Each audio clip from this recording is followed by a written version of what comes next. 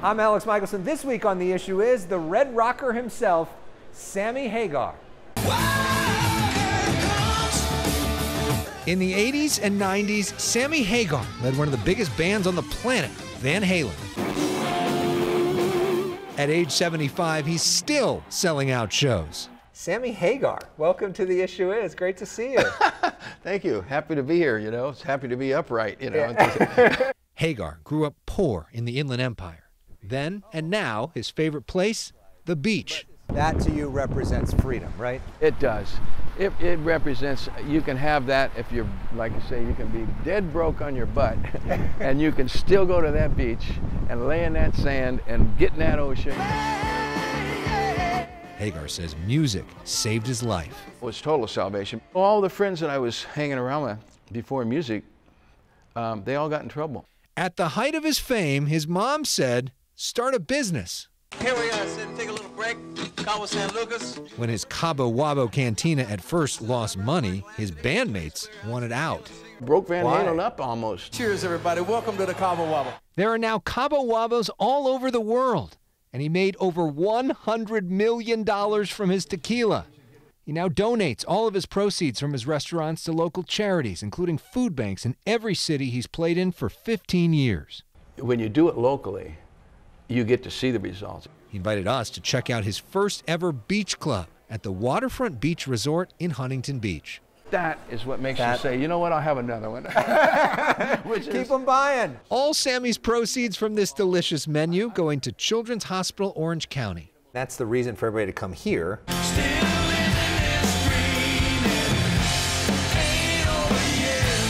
Sammy also talks about his new music. It's about, look at, here come the goosebumps. Watch out, here they come. Oops, sorry folks. And he tells me he was visited by aliens in the 60s. This flying saucer with a little dome, these two little guys sitting in there, and it was like, wow, my mind expanded. Broadcasting across California, you're watching The Issue Is. Welcome to the Cabo Wabo Beach Club in Huntington Beach. I'm Elex Michaelson. This week, the issue isn't politics, but it's music, business, and philanthropy with a literal rock star.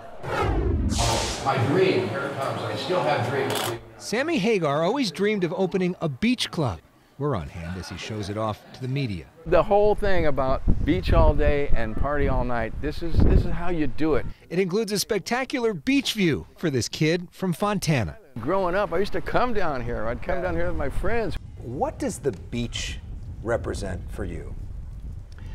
When I was growing up poor, everyone knows that. If you don't know it, I was poor, yes. Yeah, and grew up in Southern California. Yeah, almost homeless. At times we slept in cars with my mom, an alcoholic father, and I was raised by a single mom from the time I was 5 years old. We'd go to the beach. It's like, you know, our splurge was mom's gonna put dollars worth of gas in the car and we're gonna go to the beach and we could bring our friends, and it's the free thing that you can do. I just really promote the fact that you can be laying next to Oprah Winfrey and, you know, Warren Buffett, right? Mm-hmm. And be broke on your ass. And you're going to breathe the same air, getting that same water, getting the same sun, and it's laying on the same beach. And that's for free. Yeah, and in California there are no private beaches. Every beach is public. And there should not be private beaches. When did you find music? And how much of a salvation was that for you?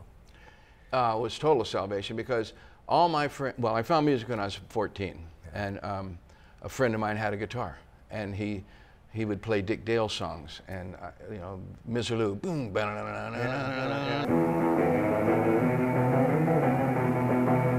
he'd say, can you sing? I'd say, yeah, I can sing. And I knew every lyric to every hit song. It was so weird, and I still do. I still don't use a teleprompter. I can sing 400 songs and that I haven't sung in 10 years, and I'll remember the lyrics. It's one of my gifts, and thank God I have it, because if I had to sit and stare at a teleprompter when I'm on stage, it would take away all my fun.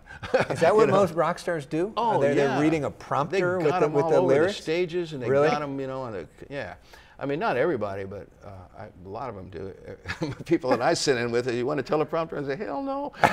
Hagar says playing music helped keep him out of jail. And we'd play it, and it got it really got me happy. I was really digging it. You know, the girls were always more interested, you know, all of a sudden. Yeah. And, you know, at 14, 15, that's a cool thing.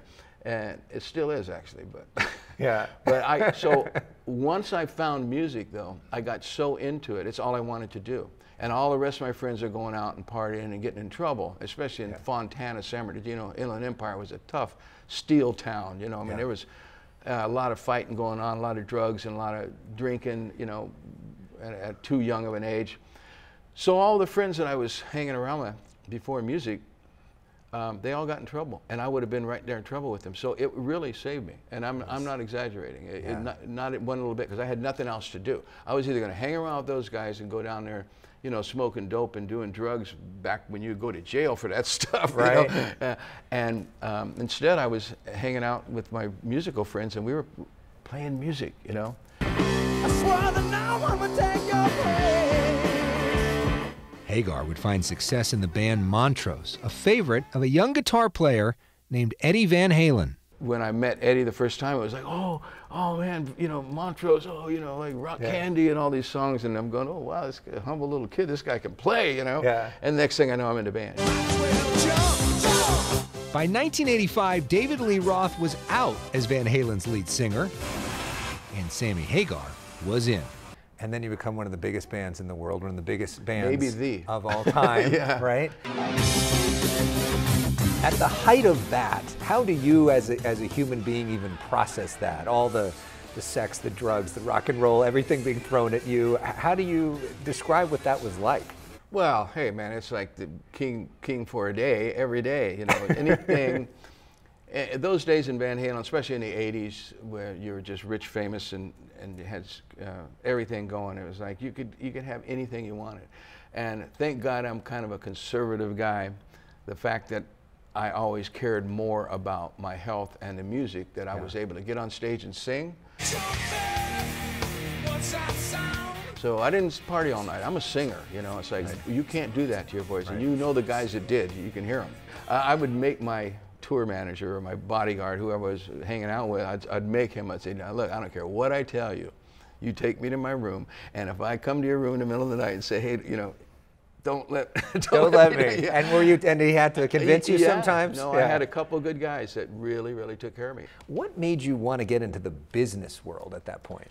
Well, being poor, my mom said, you're going to be like all the rest of those guys, and if you do something with your money. My mom just made me think, you know, you're going to be broke. I'm telling you, you know, you're going to, you know, they all become drug addicts, alcoholics, and they die broke. While vacationing in Cabo San Lucas, a drunk man provided some unlikely inspiration. When I see this guy walking down the street Sunday morning, bumping into a barbed wire fence, ripped, he's bleeding, his shirt's ripped up, his pants ripped up, he got, you know, maybe no shoes. I mean, he was really drunk. So I'd been up all night, bouncing off a barbed wire fence that was rusty, and bouncing back into the street, the dirt road. And I was going, look at this guy, I can't get around. Look, he's doing the Cabo Wabo.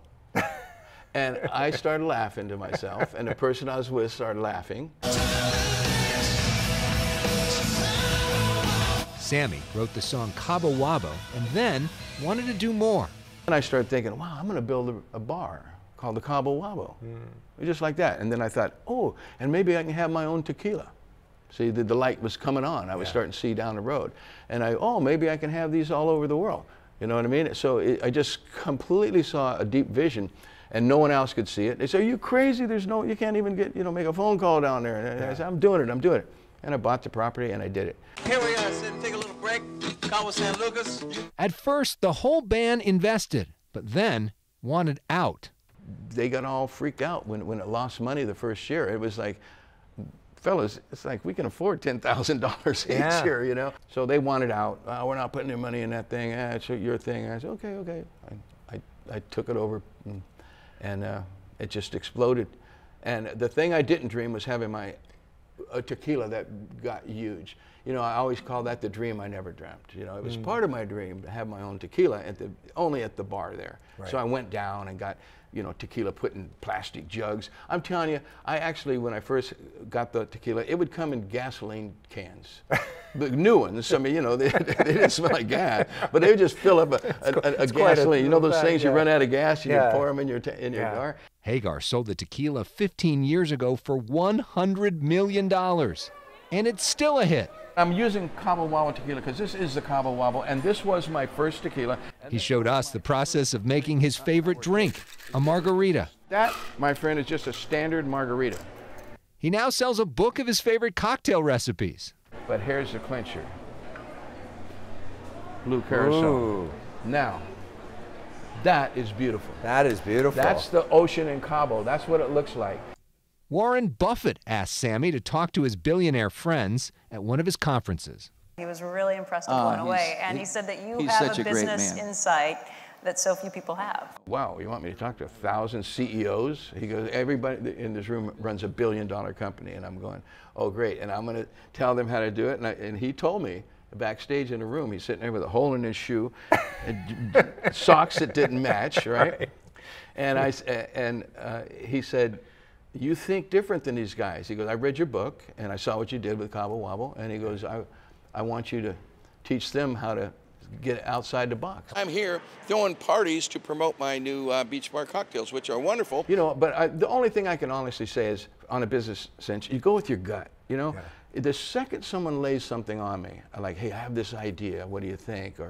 And my gut either goes yes, or my gut goes, and I gotta listen to it. You know, that's all I do. If I feel it, and I say, oh yeah, and I get excited, I can see the big, if you can't see all the way to the end of the tunnel, don't go in that tunnel. Yeah. You know what I mean? If you say, oh, I got this great idea, but how's it working? What's back there? I'm just one of those guys. If the light comes on and I can see all the way to the end, I go, let's do it. And people go, you're nuts. What do you think you're doing? And like, I lost so many friends and business manager and an accountant quit and all these things when I started Cabo Wabo. Yeah. Really? And, they broke Van Halen up almost. Cheers, everybody. Welcome to the Cabo Wabo. Sammy has so much money now, he's decided to donate all future proceeds to local charities. Why do that, and what does that mean for you when you see the results of that? Well, the results is the thing that gets the hook in the mouth, because when you do it locally, you get to see the results, and you get to meet some of the kids and the parents, and you can go down to the local food bank that you just donated money to, and you can hand out food. The funds from here in Huntington Beach going to parents at Children's Hospital Orange County and Tilly's Life Center, which helps teens cope with crises. They give them some love, and they give them some hope, and they give them some education, and they give them things to do, and it's really cool. Have there been a moment, though, where you've interacted with a kid and you see yourself as a kid and now know that because of what you've done, you've been able to help a kid like you? Well, I'm so old, I don't remember being a kid. But I can sure relate to someone helping, because I remember when I was a kid, whenever it was Thanksgiving, Christmas, or Easter, or any celebrated holidays where families get together, my mom would always have to go to a food bank and get a free turkey, or go to they were handing out hams or something, you know, and we always utilize that, you know, and it was a big deal. We said, all right, man, we got a turkey, man, we're going home and invite the neighbors, and so it was always a great celebration. So I know what it feels like to have that. Every city I played for 15 years, every city I played, every concert, I mean, I do sometimes 100 shows a year, I donate money to the local food bank in that town. That is awesome. For 15 years. That's, I recommend more artists do that. There's something I'll look at the camera and say, you guys need to do that. Oh my God, there are those eyes. Yeah.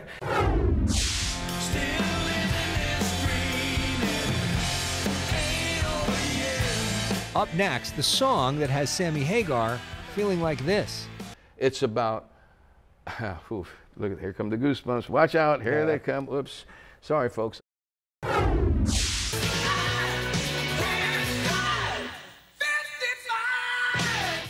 Sammy Hagar may be best known for his song I Can't Drive 55, but says his latest album, Crazy Times, is his best work. Speaking of albums, I see you've got one back here, right? Well, that thing is, that was the last record we made last year with Dave Cobb, and Oh, that's my favorite record ever. It's your favorite record you've ever done? Yeah, that's why it's sitting there, yes. At my age, I didn't think I was ever going to make a record again, because I made one about 5 years ago before COVID, and you know, it did great, but it was like, it actually went #1. But it's like #1 is 77,000 records, not 7 million records like the old days. Yeah. So I thought, man, I gotta work so hard and spend all that money and all that time and effort, and then there's no reason to do it. I go out and I play concerts, and they want to hear I Can't Drive 55. They want to hear, you know, Van Halen, Top of the World, Why Can't This Be Love? And I throw a new one in between, and it's kind of like the moment where people go to the bathroom. So I thought, what am I doing? So I didn't think I'd ever make a record again. And then I just got inspired, and you know, inspiration is a funny thing. Lockdown Challenge 4. Let's see what the boys got planned for me today. His inspiration? The pandemic. After COVID, I was so held back. It's like I was just going, you know, I was like a rubber band, you know, I was like, like a bow and arrow, man. Yeah. Man, when COVID opened up, man, my creativity just went flying. Really? I was writing songs, like meaningful songs. Do you have a favorite song on there? Yeah, it's actually Childhood's End. And what's that about? The last song. It's about, look, here come the goosebumps. Watch out, here they come. Oops. Sorry, folks, I'm a sensitive guy. The wind blows and a lot happens with my body. but it's about the end of COVID being, it's for us humans on this planet. The whole planet went through the same thing together. That's a big deal. We've never, I mean, there's been, you know, the Black Plague in the old days and all these things, you know, but the whole world didn't go through it at the same time and go through the same thing. We did that together on this thing. So coming out of it, it's almost like now we're all grown up. No, now everybody woke the F up, you know, and it's childhood's end. It's like, no, we're not kids anymore. Father Time's over there, looking over my shoulder. Father Time essentially tells his life story. Father Time, you know, that's my ultimate song I've ever written, my best performance I've ever done in my life. It's all on that record. But I think is what we have to come out of that with is that, okay, we all went through this together, and guess what? Like, wake up, start caring about other people, care about yourself. I think we have to take care of the planet and take care of each other, and just really be careful. Just get your head out of the hole and really start looking around and look up in the sky and realize it's like, it's a delicate system, man, and I think we just got to be more conscientious. Up next, Sammy says he was visited by aliens in the 60s. It was like, wow, my mind expanded.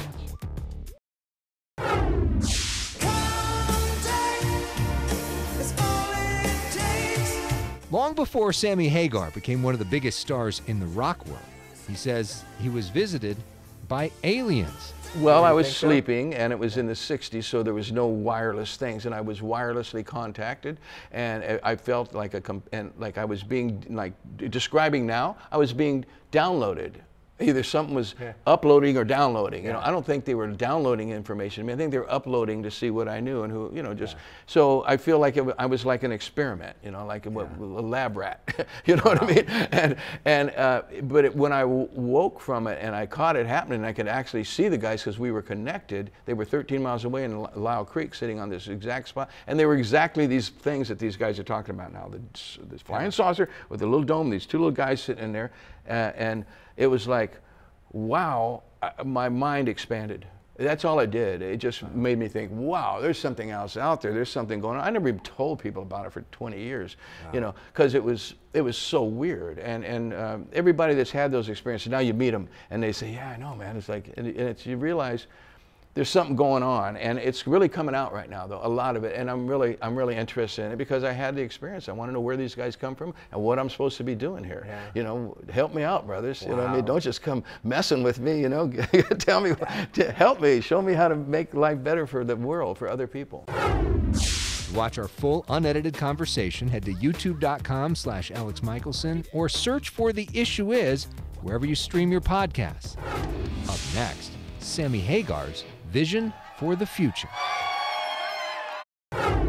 This was the best crudo I've ever had anywhere. Sammy Hagar showing off the food at his restaurant at the Waterfront Beach Resort in Huntington Beach. Among the options here, the burger, crispy tortilla bruschetta, eggs Benedict with jalapeno, deep-fried ice cream, and the chicken taquitos, which I had to try. How good is that? I have no shame about eating on camera. Oh, yeah. Well, Hagar owns the beach cafe here, but doesn't own the hotel itself. But one day, he wants to open a Cabo Wabo Hotel and Resort. You have a new vision, potentially doing something like this as a hotel somewhere, right? Yeah. As a dreamland. Cabo Wabo Yeah. hotel. My Disneyland, my Disney World. And you're gonna make it happen. I will make it happen, of course. Yeah. I've learned one thing, and that's it. You just got to keep your nose to the grindstone and just keep going forward, and you will get things done. If Hagar's life story tells you anything, don't doubt his ability to make his dreams come true. What do you think is the most important thing that all the rest of us can learn from your story?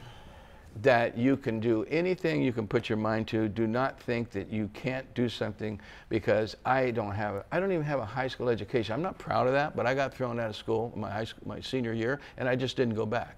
And so, you just have to have passion, a good idea, have passion, and it usually has to have a higher meaning. You have to want it for all the right reasons. You know, wanting to be rich and famous, everybody wants to be richer and more famous than they are, you know. But that isn't the real goal. The real goal is like, because you want to accomplish something, and you just set your mind to it, and I swear you can do it. Anyone can do it. You don't I'm no special guy whatsoever. I just have good ideas, a ton of passion, and I'm willing to work my butt off. Okay? Yeah. That's all it takes. I can feel the inspiration here. Thank you so much. Thank you for the time. This was my so pleasure. fun. Thank you for the. Thank you for watching The Issue Is. That was incredible. Nicely Woo. done. Thank you so much. That was awesome.